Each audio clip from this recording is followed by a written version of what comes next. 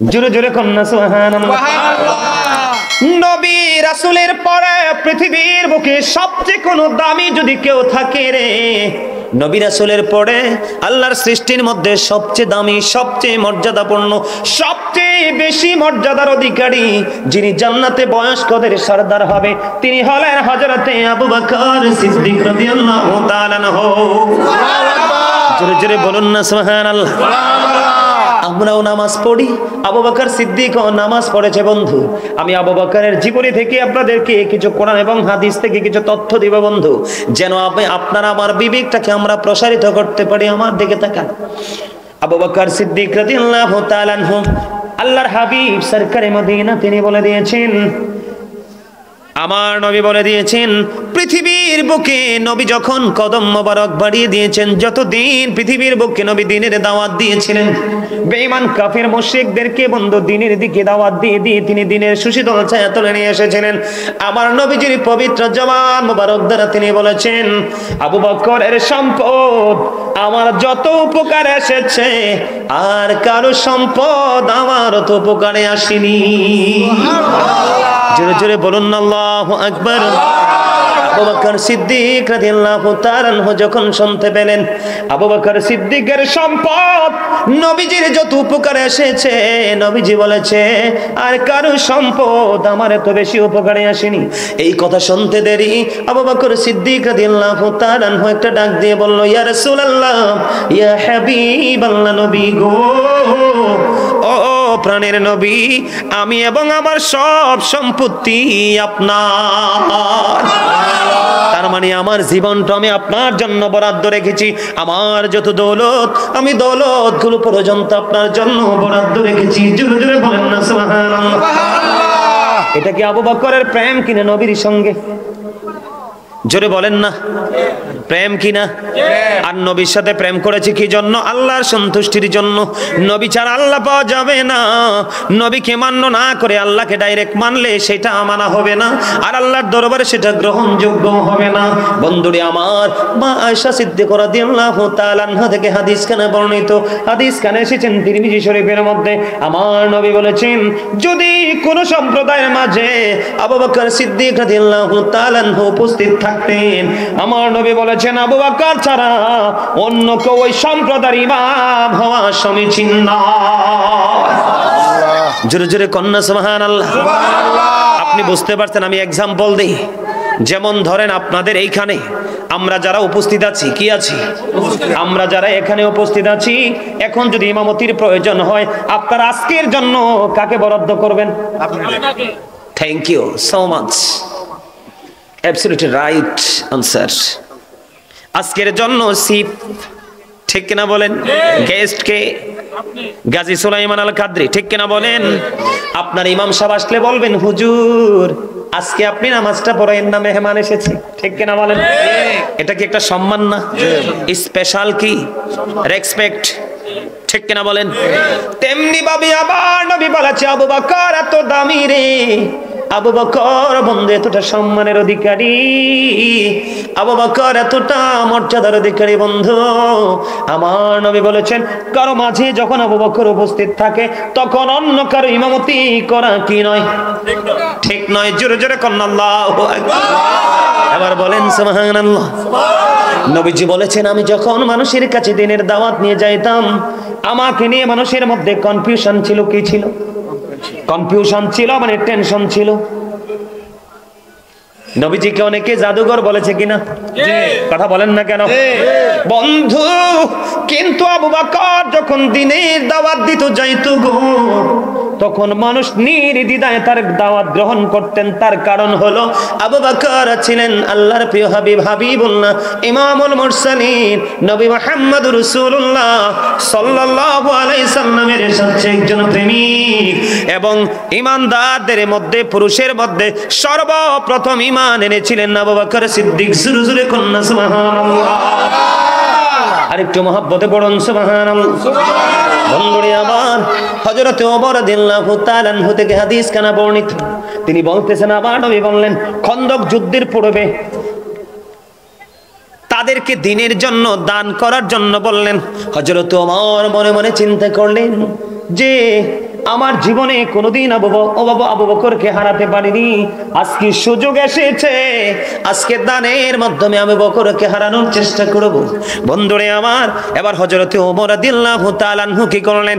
তিনি কি করলেন? ওনার জোরে জোরে বলুন না সুবহানাল্লাহ। অর্ডার করেছেন কে? অর্ডার করেছেন রাসূল, দৌলত নিয়ে আসো। এই হযরত ওমর চিন্তা করতেছে জীবনে কোনোদিন আবু বকরকে হারাতে পারেনি, আজকে হারাতে পারবো।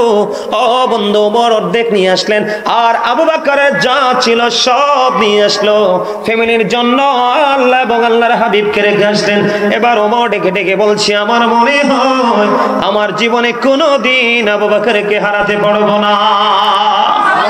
জোরে জোরে বলুন না সুবহানাল্লাহ। বন্ধুরে আমার, আবু বকর এমন একজন সাথী আমার নবীর, যিনি হাউজে কাউসারেও নবীর সঙ্গী।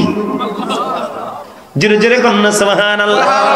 যার জন্য জাহান্নাম বরাদ্দ, যার জন্য জান্নাত বরাদ্দ, যার জন্য জাহান্নাম পুরোপুরি 100% নিষিদ্ধ। সুবহানাল্লাহ। আপনারা জানেন হিজরতেও নবীর সঙ্গে কে ছিলেন?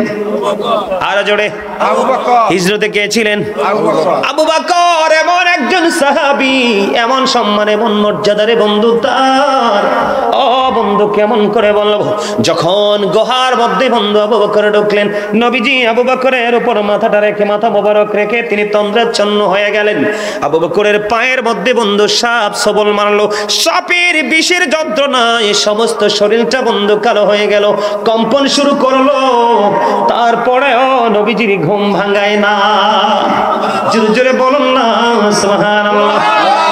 বন্ধু, হযরত ওমরের জীবনে এত আমল করেছে, গণনা করলে আকাশের তারার চাইতেও বেশি হবে। কিন্তু আমার নবী বলে দিয়েছেন, হযরত ওমরের জীবনের আমল আকাশের তারার চাইতেও যদি বেশি হয়, ওই হিজরতের রাত্রের যে কিছু মুহূর্তের প্রেম নবীজির সঙ্গে করেছিল, আবু বকরের ওই প্রেমের চাইতে কখনোই উপরে যেতে পারে না। জোরে জোরে বলেন না সুবহানাল্লাহ। আরেকটু মহব্বতে বলুন সুবহানাল্লাহ। বন্ধুরে আবার আমি আপনাদেরকে বলছি, প্রাণের নবীর ভালোবাসা। বলে হুজুর, নবীজির সঙ্গে আবু বকর, ইসলামের প্রথম খলিফা আবু বকর, সর্বপ্রথম ইসলাম গ্রহণ করেছে আবু বকর, যার জন্য জান্নাত বরাদ্দ, যার জন্য জাহান্নাম টোটালি নিষিদ্ধ হয়ে গেছে। ওই ব্যক্তি, ওই সাহাবী নবীজির সঙ্গে সাপ কি চিনল না? এখানে আরো বড় রহস্য বন্ধু লুকায়িত আছে, আমি আপনাদেরকে বলে দিতে চাই।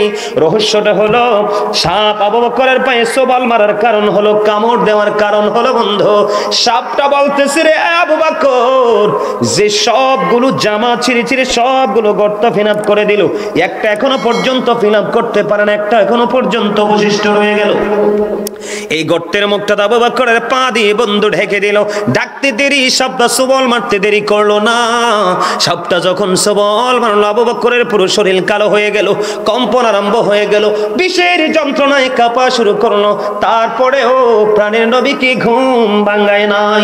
কিন্তু এখানে সবচেয়ে বড় প্রশ্নের জায়গা হলো, সাপ কেন নবীজিকে কামড় দিল? এদিকে গুহার মুখের মধ্যে যদি তাৎক্ষণিকভাবে কবুতর বাসা বলে ডিম পেড়ে তা দিতে পারে, মাকড়সা যদি এই গুহার মুখের মধ্যে বন্ধু জাল বনে এটাকে পরিত্যক্ত গর্ত হিসাবে যদি রূপান্তরিত করতে পারে, তাহলে সাপ কি চিনল না এটা যে প্রাণের নবীর প্রিয় সাহাবী? বন্ধু, এখানে প্রশ্ন হলো, আবু বকরের পায়ে সাপের সবল মারার কারণ হলো, এই সাপটা যেদিন আবু বকরের পায়ে সবল মেরেছে, সে সময় পর্যন্ত এই গর্তের মধ্যে বসবাসের বয়স ছিল 1500 বছর। আবু বকরের পায়ে সবল মারার কারণ হলো, মানি হলো, রে আবু বকর, তুমি পা সরিয়ে নাও, আমি আজকে পর্যন্ত এই গর্তের মধ্যে বসবাসের বয়স হলো 1500 বছর। আমি প্রাণের নবীর দিদারের আশায় বসেছি, তুমি তোমার পা সরিয়ে নাও, প্রাণ ভরে নবীকে দেখব। জোরে বলুন না সুবহানাল্লাহ। আরো জোরে বলেন। এই জন্য আমি বন্ধু একটা গজল গাই, নোয়াখাইল্লা ভাষা। শুনছেন নি গজলটা? কে কে শুনছেন? কেউ শোনেন নাই না? অনলাইনে কেউ শোনেন নাই? মোবাইলে শুনছেন? এই জন্য আমি বলি বিজ্ঞানীদের বিজ্ঞানী আঙ্গো নবীজি, এমন গা দয়াল নবী আর হাইবানি, এমন গা দয়াল নবী খুঁজা হাইবানি। বিজ্ঞানীদের বিজ্ঞানী আঙ্গো নবীজি, বলেন বিজ্ঞানীদের বিজ্ঞানী আঙ্গো নবীজি, এমন গা দয়াল নবী খুঁজা হাইবানি, এমন গা দয়াল নবী আর হাইবানি। বিজ্ঞানীদের বিজ্ঞানী আঙ্গো নবীজি, বিজ্ঞানীরা রকের যোগে চাঁদের দেশে যায়, আঙ্গো নবী রকের চারা মেরাজ শরীফে যায়। আরে ঠিক তো কইতে পারে না, আর জোরে এতক্ষণে পারফেক্ট। বিজ্ঞানীরা রকের যোগে চাঁদের দেশে যায়, আঙ্গো নবী রকের চারা মেরাজ শরীফে যায়। আরে ওই যুগে কি রকেট বিমানে গুণ ছিল নি, বলো ওই যুগে কি রকেট বিমানে গুণ ছিল নি। বিজ্ঞানীদের বিজ্ঞানী আঙ্গো নবীজি, বলেন বিজ্ঞানীদের বিজ্ঞানী আঙ্গো নবীজি, এমন গা দয়াল নবী আর হাইবানি, এমন গা দয়াল নবী খুঁজা হাইবানি। বিজ্ঞানীদের বিজ্ঞানী আঙ্গো নবীজি, আবু বকর সিদ্দিকের সাপে কামড়াইছে, আঙ্গো নবীর থুতু দি বালা হয়ে গেছে। আবু বকর সিদ্দিকের সাপে কামড়াইছে, আঙ্গো নবীর থুতু দি বালা হয়ে গেছে। আরে সেই যুগে কি ওজা বৈদ্য এগুণ ছিল নি, বলো সেই যুগে কি ওজা বৈদ্য এগুণ ছিল নি। বিজ্ঞানীদের বিজ্ঞানী আঙ্গো নবীজি, আগের যুগের মানুষের অসুখ কম হইতো, আঙ্গো নবীর কাছে আইলে বালা হয়ে যাইতো। আগের যুগের মানুষের অসুখ কম হইতো, আঙ্গো নবীর কাছে আইলে বালা হয়ে যাইতো।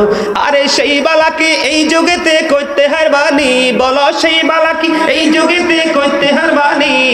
বিজ্ঞানীদের বিজ্ঞানী আঙ্গো নবীজি, এমন গা দয়াল নবী আর হাইবানি, এমন গা দয়াল নবী খুঁজা হাইবানি।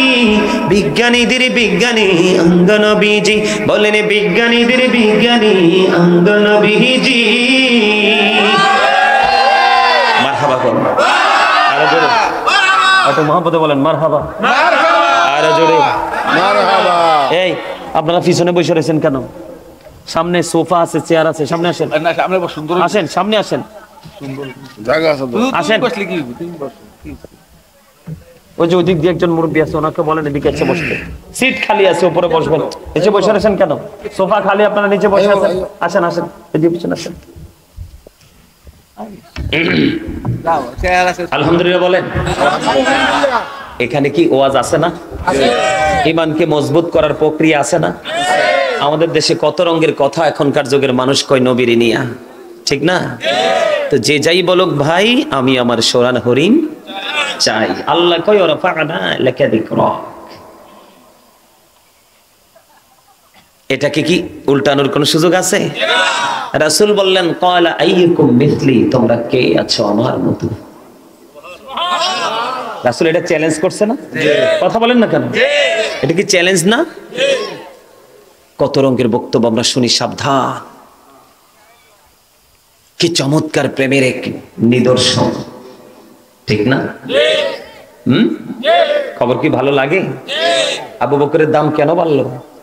নবীকে ভালোবাসার কারণে। নবীকে ভালো যে বাসিনি সে হয়ে গেছে জাহান্নামী, ঠিক কিনা বলেন? নবী কেমন জানেন? হযরতে আলী তিনি বললেন, মক্কায় থাকা অবস্থায় আমি নবীজির সফর সঙ্গী হলাম। পথ যখন অতিক্রম করতে শুরু করলাম, আমি নিজে কানে শুনেছি গাছপালা, তরলতা এবং পায়ের নিচে পিষ্ট যে পাথর গুলো রে, ওই পাথর পর্যন্ত নবীজিকে সালাম দিয়েছে। আর জোরে কন্যা সুবহানাল্লাহ। ওই নবীজির উম্মত, হাদিসে কুদসির মধ্যে এসেছে, আমার আল্লাহ জানিয়ে দিয়েছেন আমি আমার হাবিবকে এত সুন্দর করে বানাইছি, সৃষ্টির মধ্যে আর কোনো কিছুকে এত সুন্দর করিনি। বন্ধুরে আমার, হযরতে জাবির ইবনে সামুরা রাদিয়াল্লাহু তাআলা আনহু তিনি বললেন, আমার নবী পূর্ণিমার রাতে চাদর মুড়ি দিয়ে শুয়ে আছে, চাদর মুড়ি দিয়ে শুয়ে আছে। তিনি বলতেছেন, আমি একবার তাকাইলাম পূর্ণিমার চাঁদের দিকে, আরেকবার তাকাইলাম প্রাণের নবীজির নূরানি চেহারা মোবারকের দিকে। একবার আমি তাকাইলাম পূর্ণিমার চাঁদের দিকে, আরেকবার আমি তাকাইলাম প্রাণের নবীর নূরানি চেহারা মোবারকের দিকে। আমি চাইয়া দেখলাম রে, আমার নবী পূর্ণিমার চাঁদ চাইতেও সুন্দর। আর জোরে বলুন না সুবহানাল্লাহ, আর জোরে বলুন সুবহানাল্লাহ।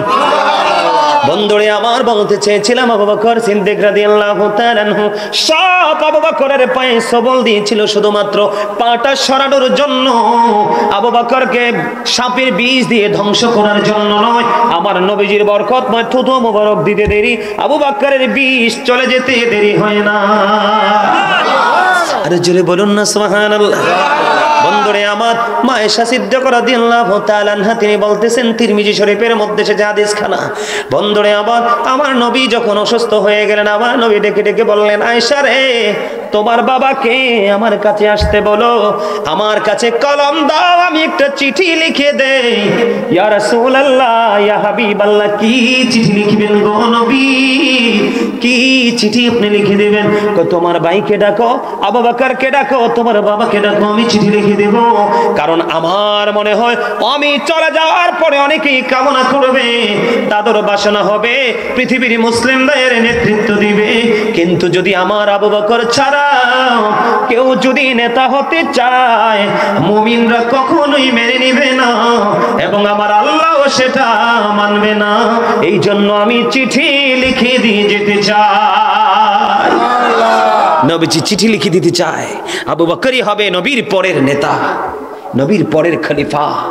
জোরে জোরে বলুন না সুবহানাল্লাহ, আরে জোরে বলুন না সুবহানাল্লাহ। যেমনি নবীর সঙ্গী হয়েছেন হিজরতে আবু বকর, তেমনি সঙ্গী হবে হাউজে কাউসারে। জোরে জোরে বলুন না সুবহানাল্লাহ। আচ্ছা আপনারা বলেন তো, নবীজির শান, নবীজির মান, নবীজির প্রেম, নবীজির ভালোবাসার কথা শুনতে ভালো লাগে কি লাগে না? আর জোরে বলেন, লাগে কি লাগে না? বন্ধু তাহলে সবাই শোনো গো, হাদিস শরীফের মধ্যে এসেছে, বন্ধু হাদিসটা এসেছে তিরমিজি শরীফের মধ্যে। আমার নবী একদিকে আবু বকরকে ধরলেন, আরেকদিকে বন্ধু হযরত ওমর রাদিয়াল্লাহু তাআলা আনহুকে ধরলেন। একজন নবীজির ডান দিকে, আরেকজন নবীজির বাম দিকে, দুজনকে নিয়ে নবীজি মসজিদে প্রবেশ করলেন। মসজিদে প্রবেশ করলেন আর বলতে থাকলেন, তোমরা দেখো গো, আজকে যেইভাবে একদিকে আবু বকর আর একদিকে ওমরকে নিয়ে আমি উঠেছি, কাল কিয়ামতের দিন তোমরা দেখতে পাবে আবু বকর ওমর আমার সঙ্গে থাকবে, আর তাদেরকে নিয়ে জান্নাতে প্রবেশ করব। তার মানে জান্নাতীয় নবীজির ডানে বামে থাকবে আবু বকর ওমর। কিসের কারণে?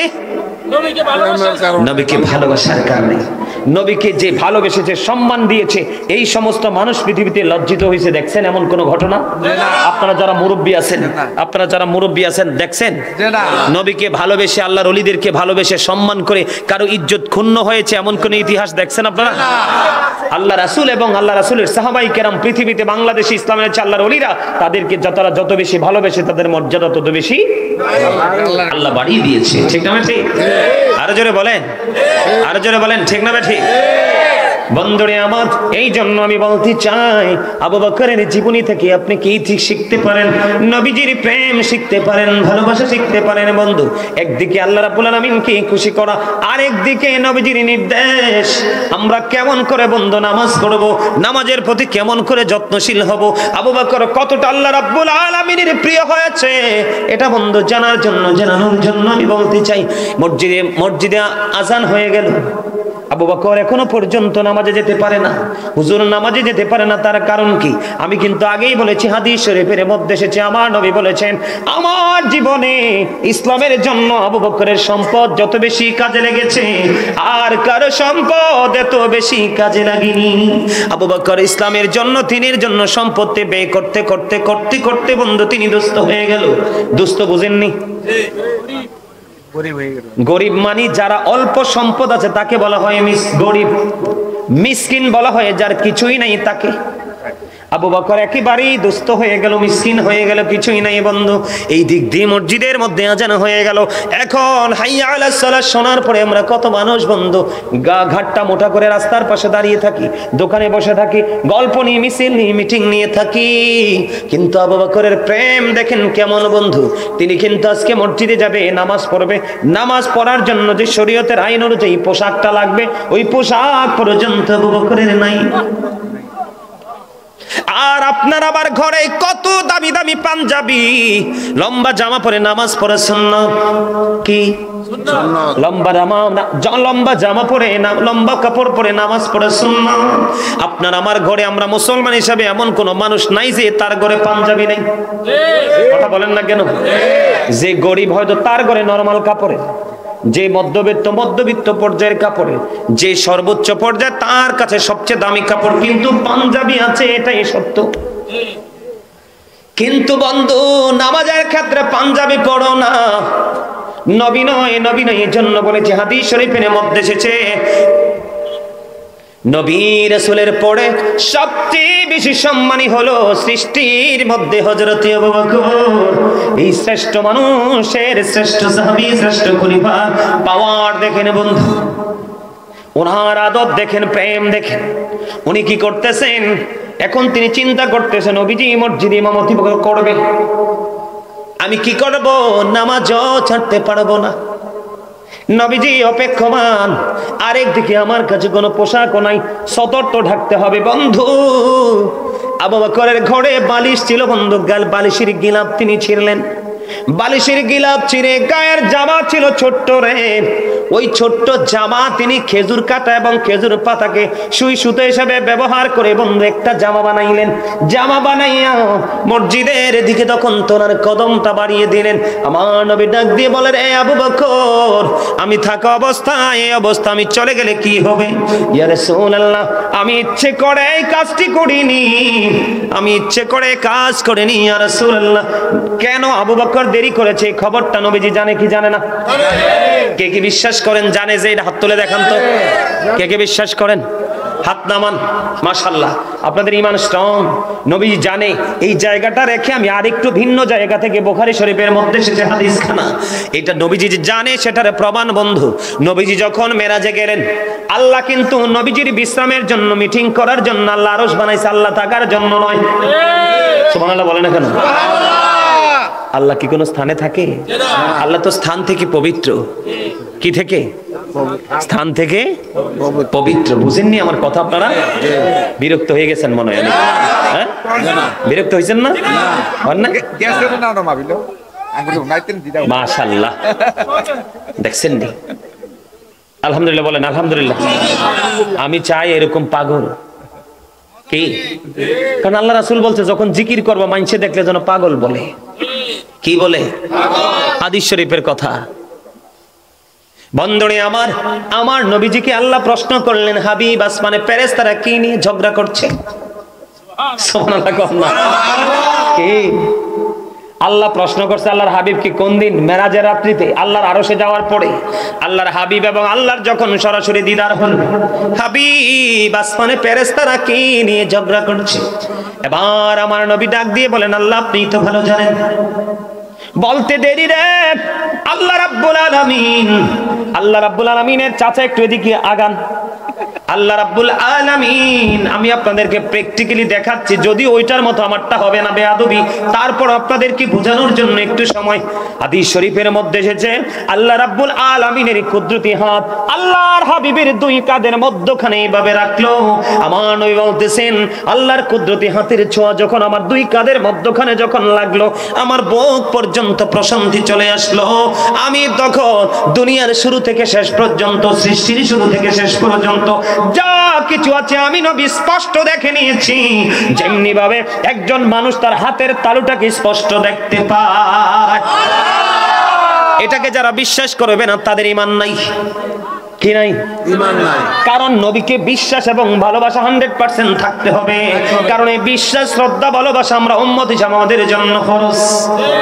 কি? এই জন্য বলছি, আবু বকর কেন দেরি করেছে এটা নবী জানে কি জানে না? যদি দুজনের মধ্যে কথাই না হতো তাহলে ইতিহাস লেখা হতো না। ঠিক কিনা বলে? কখনোই কি হতো না? লিপিবদ্ধ হতো না। এবার বন্ধু কি করলেন? আমার নবীজি নামাজ শেষ করলেন। নামাজ শেষ করে বন্ধু প্রাণটা খুলে দোয়া করে দিলেন। নামাজ শেষ হওয়ার পরে এবার বন্ধু আমার আপনার প্রাণের নবীজি যখন বন্ধু মসজিদ থেকে যখন বাহিরের দিকে একটা কদম মোবারক বাড়িয়ে দিল, কদম মোবারক বাড়িয়ে দিতে দেরি রে, এবার আমার নবীজি নজর দিয়ে চাইয়া দেখে আমার নবীজির সামনে সে হযরত জিবরাইল এসে হাজির হয়ে যায়। সবচেয়ে বড় মজার জায়গা হলো, সবচেয়ে বড় মজার বিষয় হলো বন্ধু, আবু বকরের বডির দিকে আমার নবী নজর দিয়ে চাইয়া দেখলো, আমার নবীর সামনে হযরত জিবরাইল আলাইহিস সালাম এসে হাজির হয়ে যায়। জিবরাইলের দিকে নজর দিয়ে চাইয়া দেখলেন আমার আপনার প্রাণের নবী। রে জিবরাইল, আজকে তোমার বডিতে, তোমার অঙ্গে কেন খেজুর পাতার পোশাক দেখা যায়?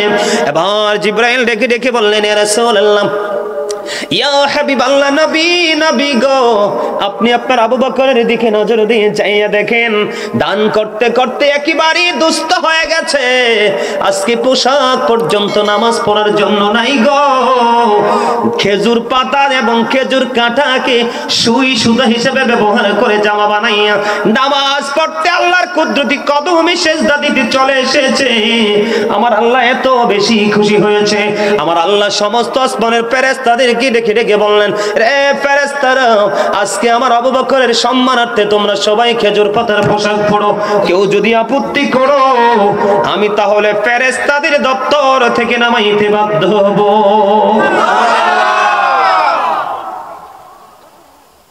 প্রেম করলে এইভাবেই করতে হবে। কোন ভাবে? এইভাবে। সম্মানিত উপস্থিতি, হযরত আবু বকর সিদ্দিক রাদিয়াল্লাহু তাআলা আনহুর এত বেশি কনফিডেন্স ছিল, তিনি বলেছেন, কেউ যদি নবীজির আগমনে খুশি হয়, কেউ যদি নবীজির আগমনে খুশি হয় মিলাদ পড়ে। আপনারা মিলাদ পড়েন না? কেউ যদি নবীজির আগমনে খুশি হয় মিলাদ পড়ে। কি করে? মিলাদ পড়ে। মিলাদের মধ্যে কেউ যদি খুশি হয় মাত্র 1টি দিরহাম খরচ করে। কয়টি দিরহাম? মাত্র 1টি দিরহাম। তার মানে আমাদের টাকায় যদি বলে 1 টাকা, কয় টাকা? 1 টাকা। 1টি টাকা বলে, 1টি টাকা যদি 1টি দিরহাম যদি খরচ করে, তাহলে ওই ব্যক্তি, ওই নবীর প্রেমিক, আমি আবু বকরের সাথে জান্নাতে বন্ধু হয়ে থাকবে।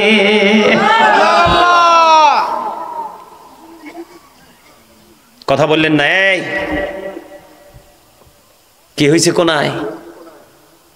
আমি কি মনে করছো ওয়াজে করি? চোখ দুইটা তো মুসল্লিদের দিকে। চোখ দুইটা কোথায়? দুষ্টামি করা যাবে না। যাবে দুষ্টামি করা? আরো জোরে বলেন। দুষ্টামি করা যাবে? নবীকে ভালোবাসার দরকার আছে না নাই? আরো জোরে বলেন। বন্ধুরে আমার, হাদিস শরীফের মধ্যে এসেছে বন্ধু অত্যন্ত চমৎকার এক নিউজ। হযরত আবু সাঈদ খুদরি রাদিয়াল্লাহু তাআলা আনহু থেকে হাদিস খানা বর্ণিত। হাদিস খানা এসেছে বন্ধু তিরমিজি শরীফের মধ্যে। আমার নবী জানিয়ে দিয়েছে, প্রত্যেকটা নবীর জন্য দুনিয়াতে 2 জন উজির, সাহায্যকারী বা মন্ত্রী বলা হয়। কি দেখেন কি চমৎকার গড নিউজ। কে বলতেছেন? আপনার আমার প্রাণের নবী, তিনি ওয়াজ করতেছে বন্ধু। তিরমিজি শরীফের মধ্যে এসেছে হাদিস খানা। আমার নবী বলেছেন, প্রত্যেকটা নবীর জন্য দুনিয়ায় 2 জন মন্ত্রী, দুনিয়ায় 2 জন মন্ত্রী এবং আসমানেও 2 জন মন্ত্রী, সাহায্যকারী বা উজির আছে। আমার নবী বললেন, আমার জন্য দুনিয়ায় 2 জন উজির, হযরত আবু বকর এবং হযরত ওমর। জোরে জোরে সুবহানাল্লাহ। কে বলতেছে? আল্লাহ। আল্লাহর হাবিব সরকারে মদিনা ইমামুল মুরসালিন তিনি বলতেছেন, পৃথিবীর বুকে আমার 2 জন মন্ত্রী, আমার 2 জন সাহায্যকারী এবং আমার 2 জন উজির। এরা একজন হলো হযরত আবু বকর, আরেকজন হযরত ওমর রাদিয়াল্লাহু তাআলা আনহু। জোরে জোরে কন্না সুবহানাল্লাহ। নবী গো, আসমানে 2 জন মন্ত্রী আপনার কারা কারা?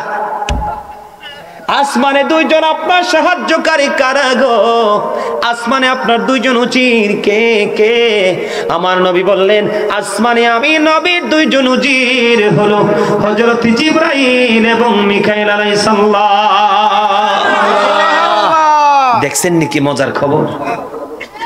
সুবহানাল্লাহ বলেন না, আর জোরে একটা মহব্বতে। বন্ধুরে আমার, আপনারা ইতিপূর্বে আরো অনেক আলোচনা শুনেছেন। এই মাহফিলে তাবারুক আছে নি? এরে তাবারুক আছে। আমি কিন্তু চিন্না রাখতেছি যারা যারা কথা কইতেছো। আমি কিন্তু শেষে যারা তাবারুক দিবে তাদেরকে বলবো যে ওরা দুষ্টামি করছে, তাবারুক দিও না। তখন কি করবা? কানতে কানতে বাড়ি যাইবা। চুপ থাকতে হইব, চুপ থাকলে তাবারুক পাইবা।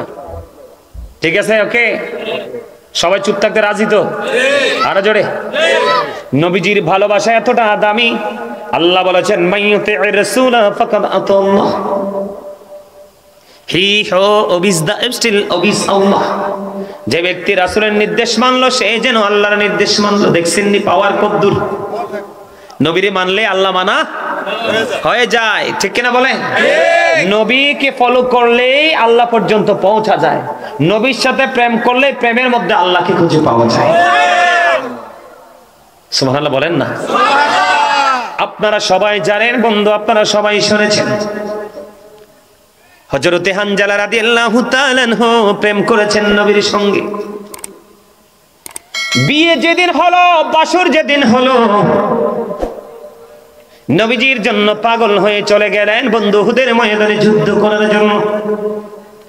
কিন্তু হযরতে হানজালা রাদিয়াল্লাহু তাআলা আনহুর বডিটা বন্ধ নাপাক। কি নাপাক? স্বামী স্ত্রীর মিলনের পরে বডি কি হালাল না হারাম? হারাম। বডিটা কি হয়ে যায়? অপবিত্র হয়ে যায়। কি হয়ে যায়? অপবিত্র, নাপাক হয়ে যায়। গোসল করার পরে পবিত্র হয়।